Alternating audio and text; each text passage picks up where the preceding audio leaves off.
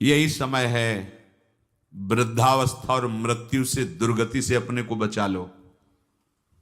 बढ़िया समय है। जरा मरण मोक्षाय, हमारे ऊपर वृद्धावस्था का प्रभाव ना पड़े।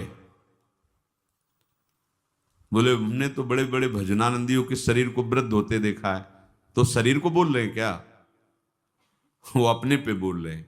इस शरीर की वृद्धावस्था का प्रभाव हमारे ऊपर न पड़े, इस शरीर की मृत्यु अवस्था का प्रभाव हमारे ऊपर न पड़े। हम सीधे देहाभिमानी तो हमारे से तात्पर्य शरीर में हो जाता है। हम स्वरूप की बात कर रहे हैं, शास्त्र स्वरूप की तरफ इंगित कर रहे हैं। जो मनुष्य मेरा आश्रय लेकर के मेरी प्राप्ति के लिए बताए गए सिद्धांतों के अनुसार प्रयत्न करता है, उसके उस प्रयत्न को देख करके हम उसको ब्रह्म स्थिति प्रदान कर देते हैं। प्रयत्न से नहीं मिला, पर प्रयास देख करके। जैसे यशोदा मैया लाला जी को बांधना चाहती है, भागी बांधने के लिए। अब लाला दौड़ रहे हैं, मैया पकड़ने की चेष्टा करती, प्रभु पीछे मुड़ मुड़ के देख रहे हैं, मैया के माथे पे पसीना आ गया, श्रमित हो रही, पर वो प्रयत्न नहीं छोड़ रहे। तो प्रभु स्वयं अपने को बंधा दिया। बस ऐसा ही करते हैं।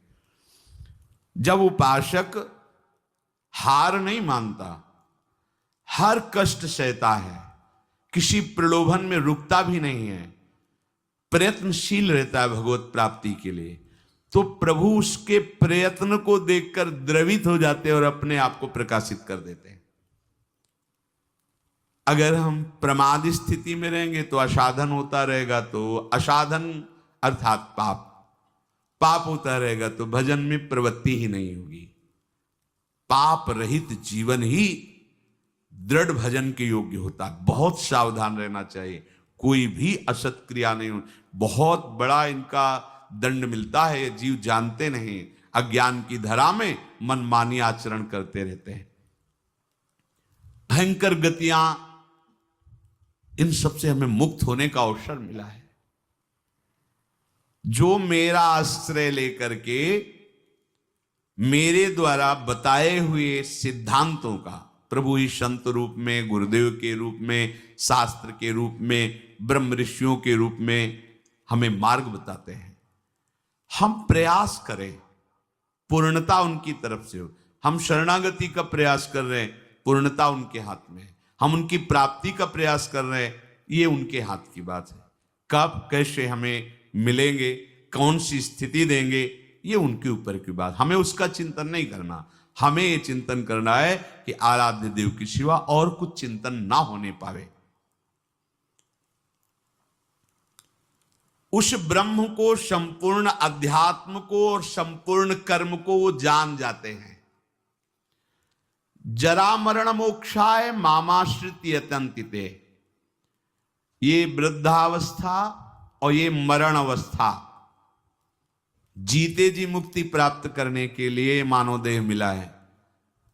अगर आप प्रयासरत रहे, जीवन में अनुभव आपको नहीं हुआ और कभी भगवद आश्रय छोड़कर आप इधर उधर भटके नहीं, तो आपका शरीर पूरा होते होते भगवान अनुभव करा देंगे। पीछे ऐसा वर्णन किया है स्वयं प्रभु ने कि उस समय मैं स्वयं आकर स्मृति रूप से उसके हृदय में जागृत हो जाता हूं, क्योंकि जीवन भर लड़खड़ाते हुए ही सही पर हमारी तरफ चलने का इसने प्रयास किया है।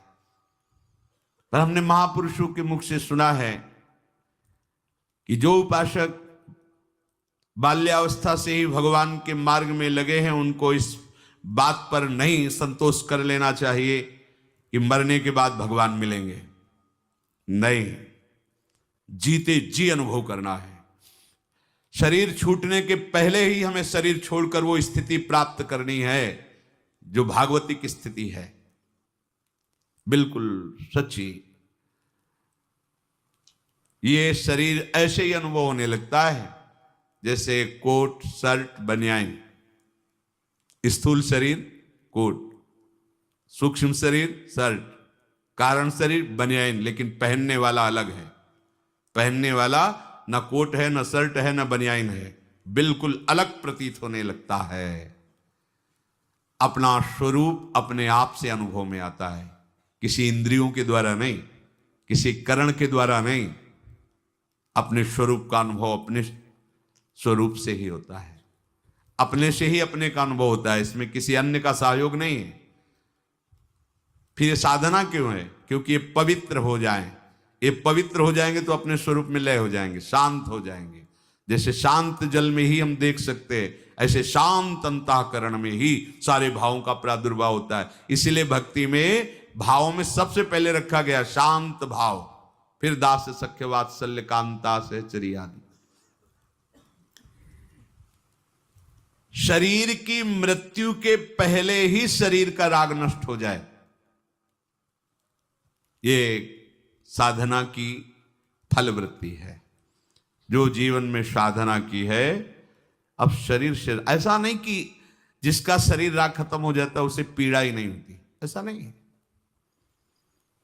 पीड़ा होती है पर परेशानी नहीं होती, दर्द है पर दुख नहीं है, व्याकुलता नहीं। क्यों हुआ ऐसा कष्ट, क्यों हे भगवान ये कष्ट, ऐसा कुछ नहीं होता। सहज में एक वृत्ति रहती भगवदाकार। अब यहां किसी ने पीटा तो दर्द होगा, क्यों पीटा, ये ठीक हो जाए, कोई वृत्ति ऐसी नहीं आएगी। जो शरीर में हो रहा है, सर्दी लग रही तो अगेंद्री में महसूस है कि हाँ सर्दी है, प्रारब्ध तो वस्त्र मिल गया ओढ़ लिया, नहीं मिला कोई आकांक्षा नहीं। ये स्थिति है, केवल बुद्धि से तर्कना से नहीं इसे समझा जा सकता, वो स्थिति है।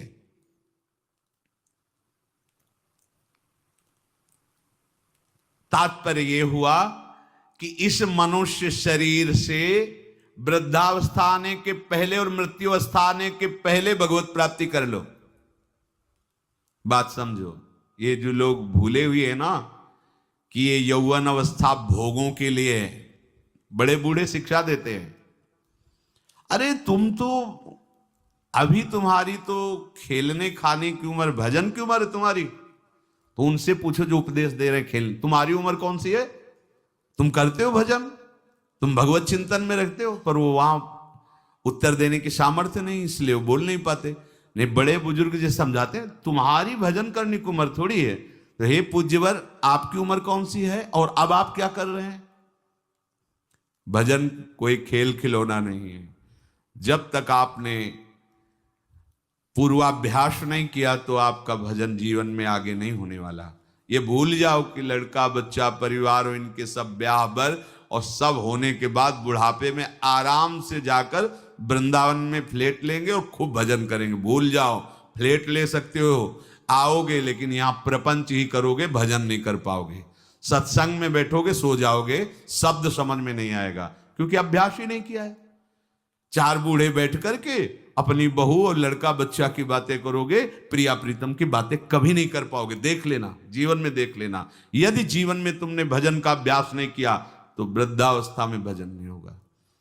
वृद्धावस्था आने के पहले, मृत्यु अवस्था आने के पहले, चलो वृद्धावस्था का तो समय हमें पता है कि शरीर की वृद्धावस्था लगभग इतने वर्ष बाद आ जाएगी, लेकिन मृत्यु अवस्था तो एक सेकंड के बाद भी आ सकती है।